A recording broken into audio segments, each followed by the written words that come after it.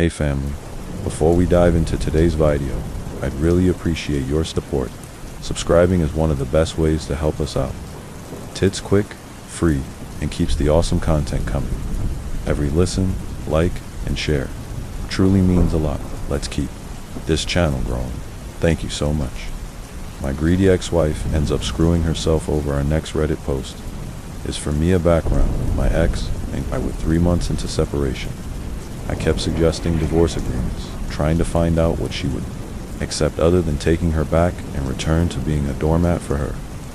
I have a good head for legal documents and understood very early that as much as I would prefer to just burn everything down and disappear legally, it was very likely that I was going to be paying alimony and that she was entitled to a fair share of everything, but in a no-fault state.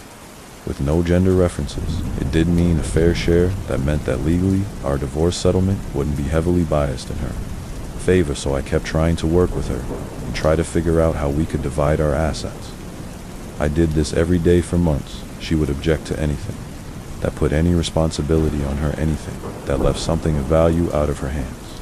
Anytime I asked her what terms she would be okay with, she would just derail the conversation or something else. Not long into this, I realized that I would need a paper trail, so I switched to email only. Throughout all of this, IID also recognized that a court would order spousal support, so there wasn't any point in just cutting her off financially. I wasn't a total doormat at this point, though I had moved my direct deposit to a solo account and kept up with her weekly cash flow, and I kept paying the bills, but my final offer during this period was the heavily unfair offer of splitting the cars. One to each of us, me taking on all the debt, including her student loans, me paying her like $3,000 to doll $4,000 a month for a year, so that she could get her feet under her and she gets all of our stuff. I walk away with my car, my dog, some tools, and some clothes. Still, this is a no-go. It's not good enough for her. And so, we get to the meat of the story. For this malicious compliance, 3 months in, I finally get her to agree to a mediator. Since I'm getting nowhere, she shows up to the initial meeting the first time. We've seen each other in a while. The second time, since splitting, she had been staying with her sister. The mediator starts out with the rules of mediation and the agreements to sign easily and shoe signs. That finally, one of the relevant terms is that we agree to not file any other legal paperwork. We would come to an agreement, and the mediator would file the final court papers on both of our behalf to get the divorce ordered. The mediator starts asking basic questions, and every question to either of us results in my ex launching into an irrelevant topic, attempting emotional manipulation of me or him. I just ignore her and direct my interactions to the mediator. The peak was when she literally crawled on top of the big table to stick her face in mine. To force me to see her and engage in her ranting, the mediator called it quits at that point. He reminded her of the rules that she agreed to, gave us homework to fill out, and had to schedule the next meeting with his clerk. 2 weeks out, 3 days later, I got served with a summons to court for a hearing over spousal. Supports the summons, shows the claim my ex made that all she had received from me in 3 months was A. 1130. Oh man, that wasn't true at all. Not to mention, she violated the mediator's terms. I end up on a conference call with my ex and the mediator tells her that she needs to withdraw the complaint, or mediation can't continue. She adamantly insists that she knows her rights, so the mediator ends his involvement. Cut says refund checks minus time worked so far and exit stage. Left eye prepare for the court hearing. I print out 3 months of bank statements and highlight every transfer to her, every bill paid on her behalf, every ATM withdrawal by her card, also over 100 toll bills that I received from her just driving through the express lane tolls. So I get the elevated license plate female. To me, all AL together, it was $133. Zero and change. I thought to myself, you missed a couple of zeros in your complaint. My final stack of paper was rather thick, so I printed out an Excel spreadsheet summary to use as a cover sheet. I also looked up the spousal support rules again. Basically, you take the higher person's income and subtract the lower person's income, then the person who makes more money has to pay 40% of that difference to the other person. There's a little wiggle room, but that's it. Simple. She was currently getting up to 72% of my pay once you factored in her bills. This court hearing was a good thing. It wasn't as good as a mediator and having a fast resolution, but I wasn't likely to end up getting screwed here, not to mention I had daydreams of her. Finding out what lying on court documents might do, the court date rolls around. I show up to court waiting in the hall outside the family law section. She shows up, plops herself next to me, and starts going off on me again. I try to ignore her then. To keep from engaging, I start a written transcript of her ranting using the back cover of my paperwork folder. Finally, she realized what I'm doing and ends the rant with, "Oh, I guess you're writing what I'm saying so you can make your friends hate me. Trust me, they need no encouragement," she huffs. Sits a few seats away and is quiet the rest of the time that we waited. The court officer finally comes to get us, and we head in. The officer starts giving the legal speeches and then asks my ex if she has anything to add to the complaint. She launches into a rollercoaster speech, proclaiming all of my bad faults, how mean me I was to try to divorce her, and how I obviously didn't need any of the money that I made because he's just going to live somewhere simple and cheap anyways. Yeah, her words. Once my ex is done ranting, the court officer asks me if I have anything I'd like to add. The court officers seized my stack of paper and eyeball that. As she's talking, I hand over.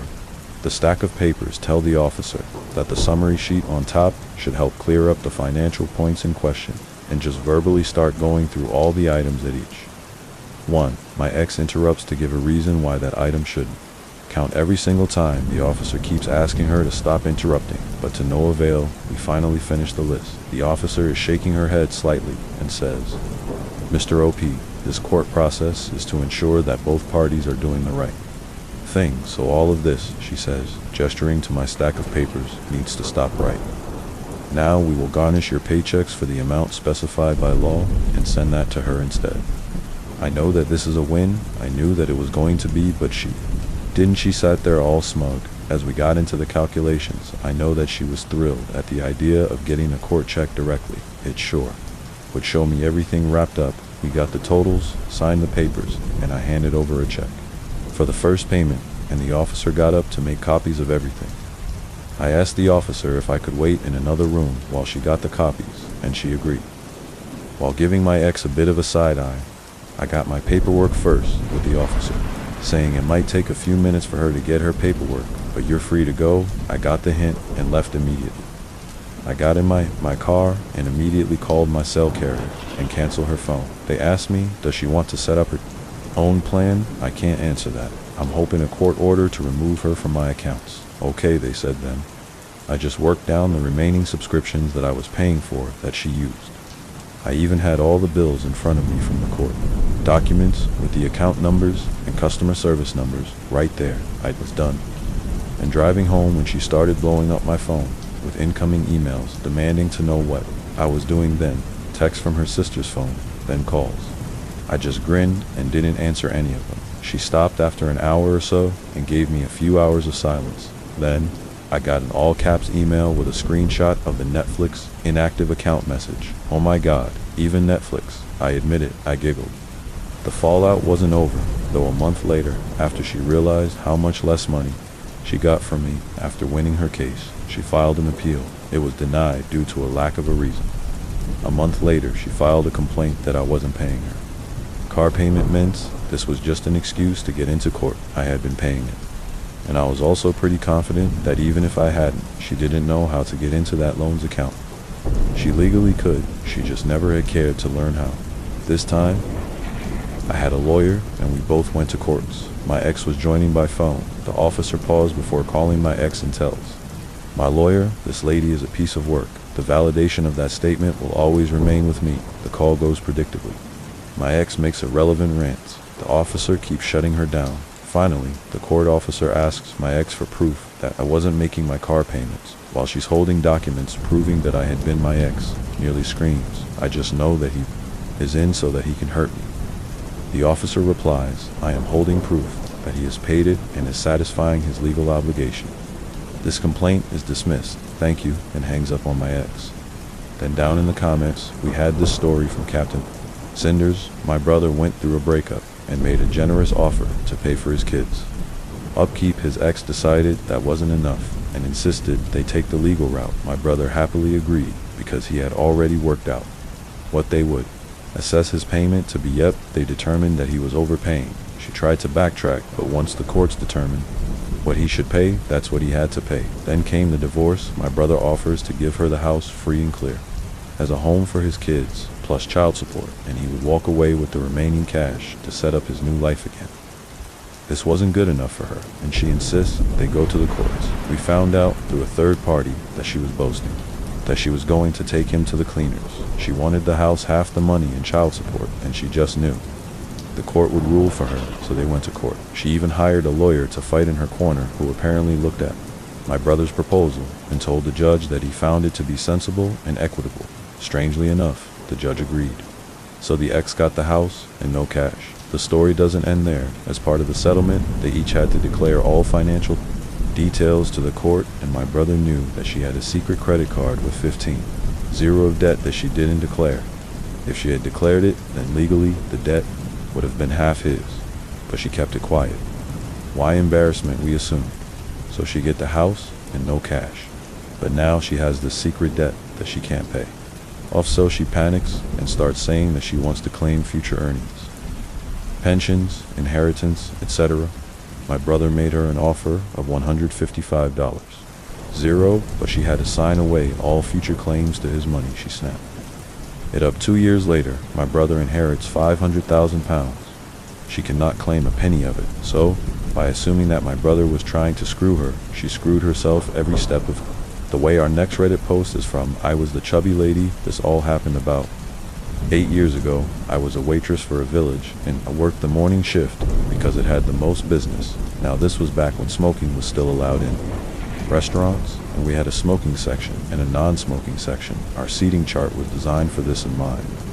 Now on Sunday, we had a wonderful church rush that would pack the entire place for hours. So Sunday was totally non-smoking until 3:00 p.m. on the weekends. We would have about 8 servers. This meant the smoking side had 2 servers, while the other side had 6. So if you worked the smoking side, you had 10 tables to take care of, while the other servers had 4 management. Knew that I was good at what I did and would always put me in the biggest section on Sunday, so I could take care of all 10 tables, no problem. Now server always talk about their tips, and without fail, I always made more than anyone else. This caused anger from some of the newer servers, and they said that it was because I always got the better section. Management came to me and told me what was going on, and that's when we decided on malicious compliance. Okay, you can have my section, and next Sunday, I'll take the small section, but since I'm on the other side of the restaurant, I won't be able to help you much. I then got to enjoy a less stressful Sunday, did my job like normal, turned my tables, and made a ton of money. The other server was running around like crazy and not getting much done. At the end of the shift, they learned they had made less money in tips in the week before because of how bad they were taking care of their tables, and the church crowd is horrible if you aren't taking care of them right. It was always great to hear the news seers say you can have your section back. I don't want it ever again. This wasn't a one-time thing either. This happened many times over the 5 years I worked there. Every time it happened, I still made more money. Every time a new server complained, I just smiled, said go ahead and take my section. I could use a break. Our next Reddit post is from Dobbin. I'm a 20-year-old male who works at a very popular restaurant in a very snobby area. My main job is to assist the servers in any way I can, so they only have to worry about sweet-talking the customers. I do all the heavy lifting for them, and whether it's cleaning their tables or taking their drinks and food too. Their tables, I'm doing it that way. All they have to focus on is making the customers laugh. They get tips that range from $17 to $40 per table, while I make $8 an hour and get treated poorly. My manager came up to me in I am better than you mood and told me to deep clean the floors, ice makers, walls, trash cans and racks, and to not come to the front for any reason. I'm very annoyed at this because none of those things are my job duties. We have a staff that deals with all the cleaning of the back, so it didn't make any sense to have me do it. These tasks would have taken me an hour and a half max, but I was feeling a bit cheeky and decided to really deep clean the bag and until it was spotless. About 30 minutes later, the same manager comes up to me and tells me there are 4 tables that need cleaning and 2 other tables just sat down and I need to bring their drinks to them. I looked at this man with the stare of a 20-year-old who has no bills to pay, and I say no. I'm not done cleaning. He looked shocked and responded angrily, you can finish later. They need help, and I countered with, no, it's filthy here. We don't want a health inspector to just walk into the filth. Do we? My boss storms off like a toddler who didn't get their candy 2 hours go by, and I'm on my hands and knees, scrubbing as if working for a chef Gordon. Ramsey himself, the same manager, comes back again with a smirk and says, "Wow, this looks like it's going to take you all day long, maybe. You should come to the front and help the servers, since there's a huge sun rush." I replied with, "You might just be right," and I go back to cleaning, and he storms off again. Fast forward to 2 minutes. Before my shift ends, my knees, legs, and fingers are all aching from cleaning. I shuffle my way to the front, where my manager has been waiting for me, and he says, "You finally decided to come help, huh?" And I just look at him without saying anything and clocked out, and then I tell him, "Sorry, I'm not clocked in then." I walked out to my car while he was blowing up my phone. I didn't care. I had 5 days off, back to back, and he can't fire me since. I did as he told me to. The moral of the story is, don't think that you're better than someone. That has nothing to lose. That was malicious compliance. And if you like this content, check out my podcast, where I publish the exact same episodes. Also, hit that subscribe button, because I put out new Reddit videos every single day.